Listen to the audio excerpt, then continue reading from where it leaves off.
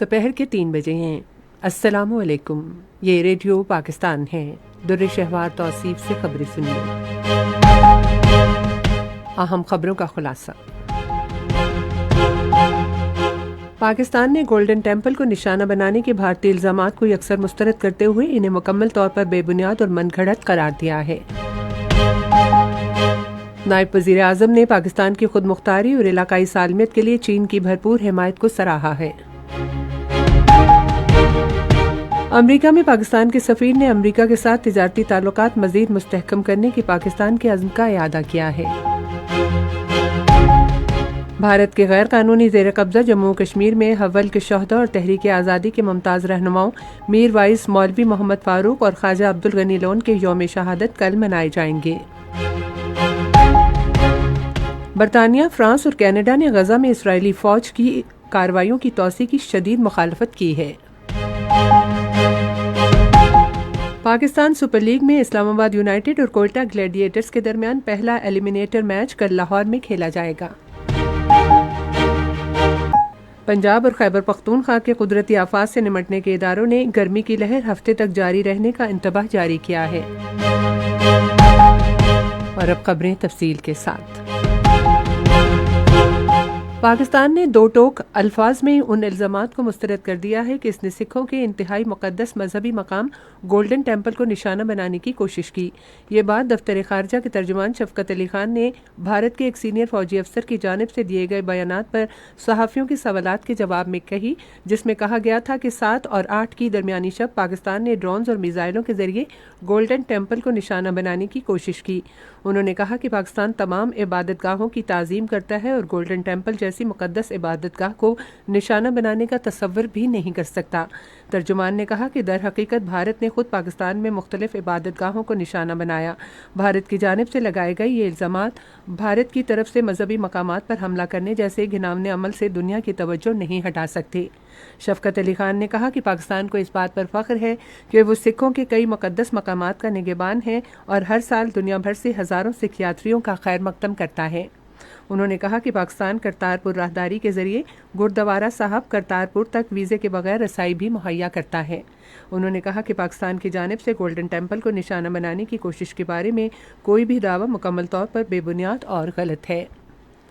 नायब वज़ीर आज़म इसहाक डार ने आज बीजिंग में कम्युनिस्ट पार्टी ऑफ चाइना के बैनुल-अक़वामी महकमे के वज़ीर लिया चियाओ से मुलाकात की। नायब वज़ीर आज़म ने पाकिस्तान की खुद मुख्तारी और इलाकाई सालमियत और उसके अहम मफादात के मसाइल के हल के लिए चीन की भरपूर हिमायत को सराहा।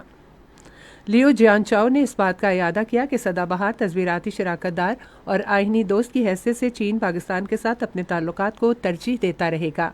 दोनों रहनुमाओं ने पाकिस्तान की सियासी जमातों और कम्युनिस्ट पार्टी ऑफ चाइना के दरमियान रवाबित मज़ीद मुस्तहकम बनाने पर भी इत्तफाक किया।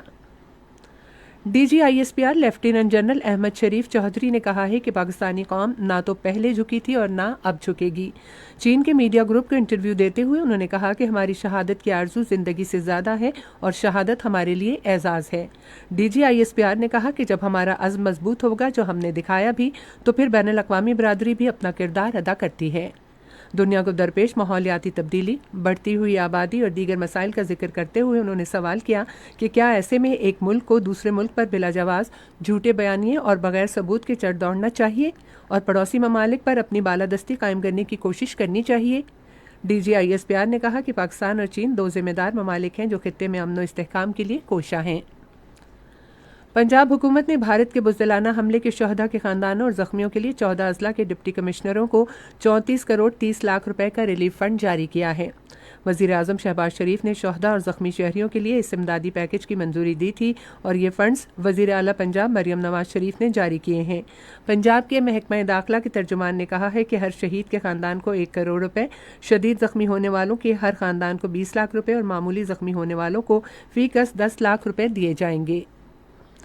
सिंध के वज़ीर आला सैयद मुराद अली शाह ने भारतीय जारहियत का मुंह तोड़ जवाब देने पर मुसल्लह अफवाज को ज़बरदस्त खराज तहसीन पेश किया है। उन्होंने आज कराची में सूबाई काबीना के एक इजलास की सदारत करते हुए तमाम सियासी जमातों और पूरी कौम के इत्तेहाद को सलाम पेश किया जो मुल्क की मुसल्लह अफवाज के शाना बशाना रहीं। ये खबरें आप रेडियो पाकिस्तान से सुन रहे हैं।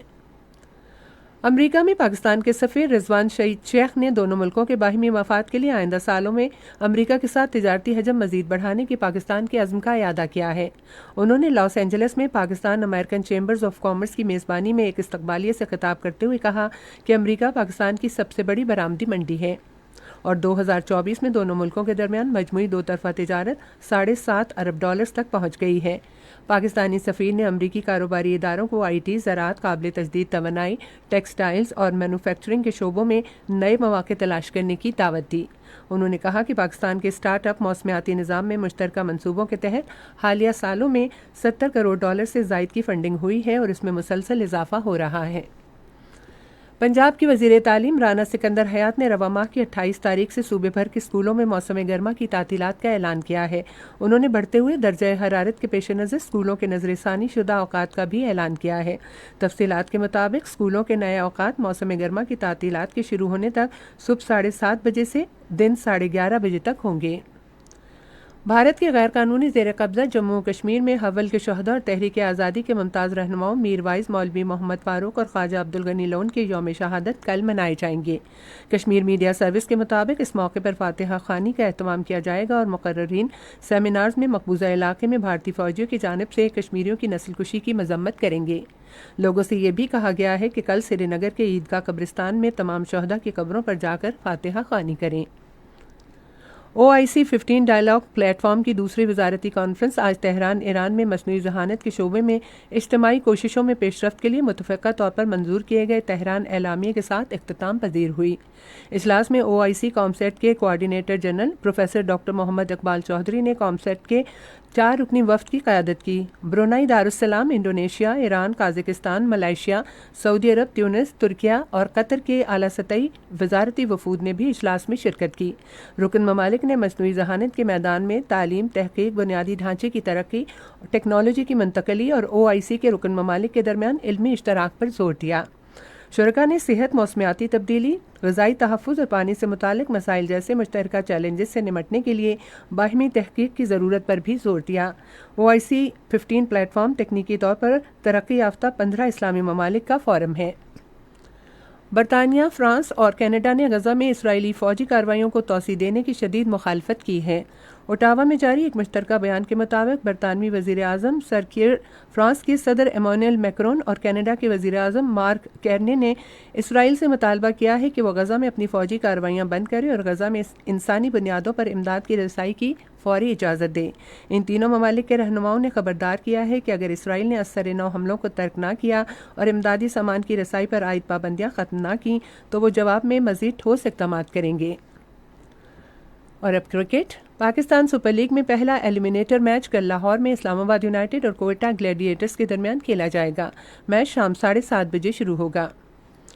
रेडियो पाकिस्तान दोपहर 4:05 पर अपने कौमी नशराती राबते पर मौसीक़ार A हमीद की बरसी के सिलसिले में एक फ़ीचर प्रोग्राम नशर करेगा। मौसम की ताज़ा तरीन सूरत हाल। पंजाब और खैबर पख्तूनख्वा के कुदरती आफात से निमटने के इदारों ने गर्मी की लहर हफ्ते तक जारी रहने का इंतबाह जारी किया है। दोनों इदारों ने आवाम से कहा है कि वो लू और चक्कर से बचने के लिए हिफाजती इक़दाम करें।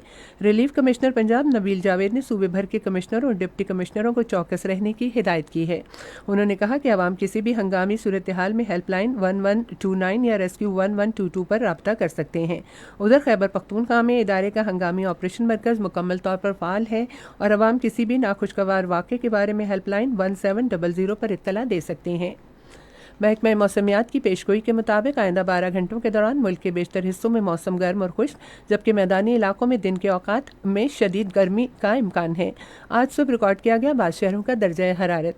इस्लामाबाद 40 डिग्री सेंटीग्रेड, लाहौर और पेशावर 41, कराची 35, कोयटा और गिलगित 34, मरी 26, मुजफ्फराबाद 38, श्रीनगर 26, जम्मू 37 और लेह 9 डिग्री सेंटीग्रेड। अहम खबरों का खुलासा एक मरतबा फिर।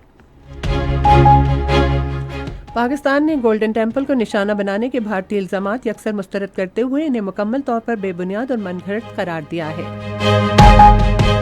नायब वज़ीर आज़म ने पाकिस्तान की खुदमुख्तारी और इलाकाई सालमियत के लिए चीन की भरपूर हिमायत को सराहा है। अमरीका में पाकिस्तान के सफ़ीर ने अमरीका के साथ तिजारती ताल्लुकात मज़ीद मुस्तहकम करने के पाकिस्तान के अज़्म का इयादा किया है। भारत के गैर कानूनी ज़ेर कब्ज़ा जम्मू कश्मीर में हव्वल के शोहदा और तहरीक आज़ादी के मुमताज़ रहनुमाओं मीर वाइस, मौलवी मोहम्मद फारूक और ख्वाजा अब्दुल गनी लोन के यौम शहादत कल मनाए जाएंगे। बरतानिया, फ्रांस और कनाडा ने गजा में इसराइली फौजी कार्रवाइयों की तौसी की शदीद मुखालफत की है। पाकिस्तान सुपर लीग में इस्लामाबाद यूनाइटेड और कोयटा ग्लैडिएटर्स के दरमियान पहला एलिमिनेटर मैच कल लाहौर में खेला जाएगा। पंजाब और खैबर पख्तूनख्वा के कुदरती आफात से निमटने के इदारों ने गर्मी की लहर हफ्ते तक जारी रहने का इंतबाह जारी किया है। इसी के साथ अब तक की खबरें खत्म हुई। मजीद खबरों और तज्जियों के लिए हमारी वेबसाइट है radio.gov.pk और फेसबुक के link radio Pakistan news official पर बराह रास्त वीडियो स्ट्रीमिंग भी मुलाहिजा कीजिए।